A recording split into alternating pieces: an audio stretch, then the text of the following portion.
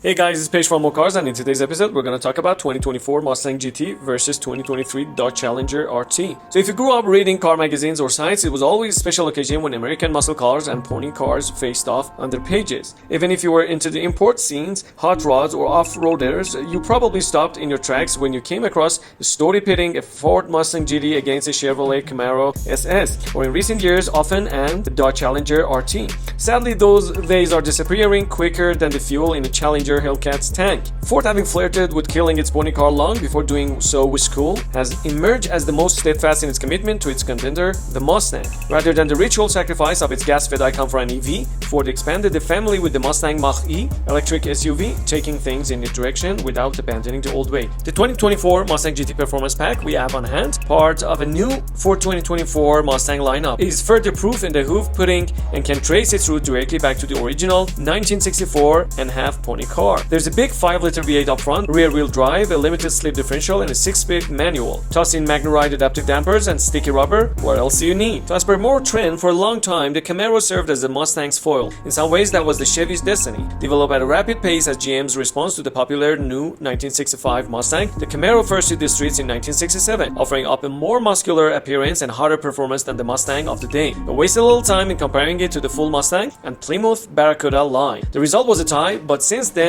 Chevy has often outgunned the Mustang in power and handling, and on our pages but regularly lost the sales war. In 2003, Chevrolet discontinued the Camaro to concentrate on a more profitable, higher volume SUVs and pickups. It came back in 2010 and received the Car of the Year winning update for 2016. Things stayed good until they didn't. Chevy announced this year that it's discontinuing the iconic pony car for a second time, with vague promises that nameplate will come back in the future. Sources tell us that the next Camaro will return as a 4-door electric sedan. Still, we asked Chevrolet to let us send the Camaro SS off with the final comparison test against the Mustang, but just like every other time we've asked since 2019, the brand told us none was available. The Dodge Challenger was always a latecomer, historically never quite as beloved as the Camaro or Mustang. It flipped the script when the current generation arrived in 2008, after a 25-year hiatus. Much in the same way enthusiasts speak fondly of the 1965 Mustang and 67 Camaro, the same will be said for 2008 to 2023 Challenger, special the monstrous 707 plus horsepower Hellcat power variants offered since 2015. But that doesn't make the end of the line for the Challenger and the related Charger sedan, and easier to digest. Dodge, to its credit at least, has more concrete plans for the Challenger's future.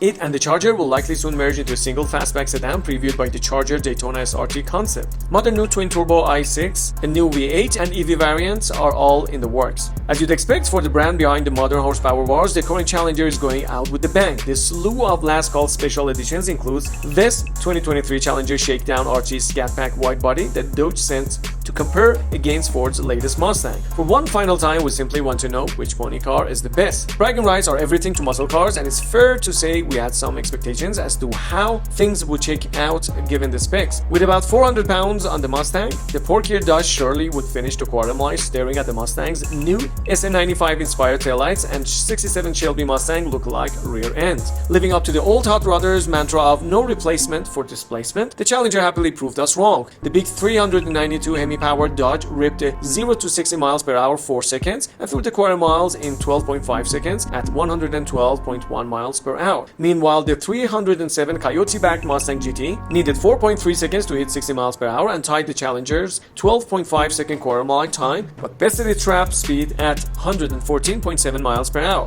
Why the disparity? A few reasons actually. For starters, despite the Mustang's no-lift shift feature, modern automatic transmissions are just faster than human shifting a manual gearbox. Secondly, check out where the Coyote and Hemi make their power. The Ford is a rever, its horsepower peak hitting at 7,250 RPM and its torque peak at 4,900 RPM. The Dodge, meanwhile, makes peak power at 6,100 RPM and its 475 pound-feet of torque at 4,100 RPM. In other words, the Challenger makes more power sooner than the Mustang does, with the latter car's weight advantage appearing only north of 100 miles per hour. Advantage to the Mustang as well when turning and stopping are involved. The best 60 to 0 miles per hour stop was in just 99 feet. That's Corvette and 911 territory, though the Dodge posted a respectable but less consistent 102-foot stop. On more trends figure 8, the Mustang managed 24.2 second lap, averaging 0.8 G, while the shakedown needed 25 seconds at 0.76 G average. Close enough that we suspect a bad driver in a Mustang could be surprised by a good one in a Challenger. Comparing the two cars' interiors is like comparing two different eras in automaking. The Challenger's cabin was last updated for 2015, while the Mustang is all new and altogether quieter, more modern place to be. Newer doesn't directly translate to better though. The Ford is overly reliant on its twin dash displays,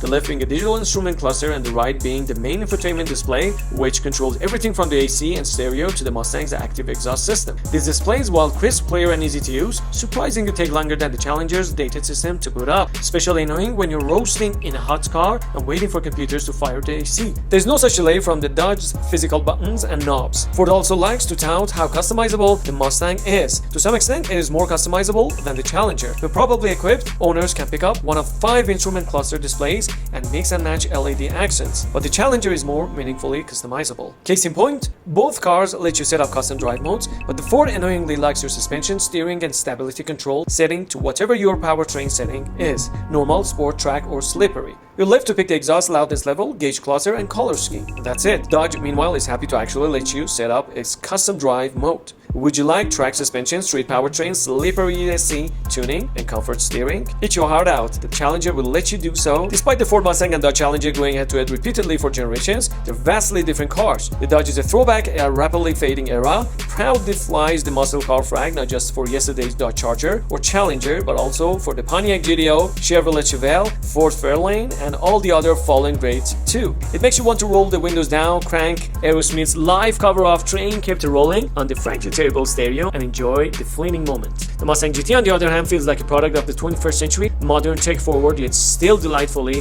anachronistic in its choice of power plants, given the rest of its current competition resort to turbocharged 4 and 6-cylinder engines. Although it feels somewhat torn between the muscle and sports car camp, it's for now the last car standing, and thankfully it's one we thoroughly enjoy driving more. So before concluding our session, let's talk about some user opinions from Reddit. The general consensus leans toward the Ford Mustang GT over the Challenger RT. The Mustang GT is often praised for its steering, handling, and overall performance by users. Some users express concerns about the visibility and interior of the Challenger RT. Reliability and long-term value are mentioned as potential advantages of Mustang over the Challenger. Personal preferences and dealership experiences can also influence the decision-making in the end. So this is it guys, concise and precise as always. Please let us know what's your preference. Are you a Mustang fan or a Challenger? And please, if you enjoy our videos, like, subscribe, and hit the notification button to all. Stay tuned.